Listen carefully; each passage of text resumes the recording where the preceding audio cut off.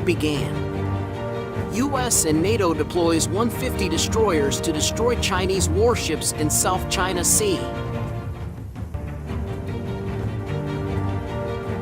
3 aircraft carriers and a dozen other warships from US allied nations sailed on the fringes of the South China Sea this week in one of the biggest shows of Western maritime might in the region for years.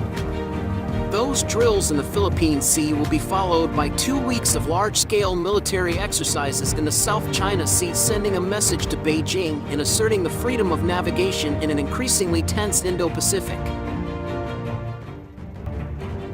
This is probably the first time since the Taiwan Strait crisis in 1996 that we saw these kind of carrier-based operations. The British Royal Navy's flagship aircraft carrier HMS Queen Elizabeth, together with 2 U.S. carriers, the USS Carl Vinson and USS Ronald Reagan, joined 14 other naval ships from the US, UK, Japan, Canada, New Zealand and the Netherlands to conduct so-called combined exercises in the Philippine Sea.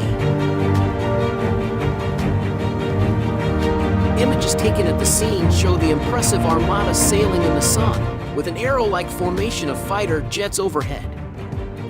500,000 tons of sea power projection from 6 nations with an equally impressive air wing was how it was described by Commodore Steve Morehouse, commander of the UK carrier Strike Group 21 led by the HMS Queen Elizabeth.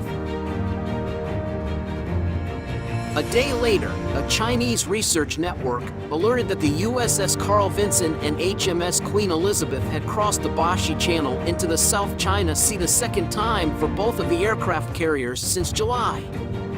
The Carl Vinson has since left for Japan.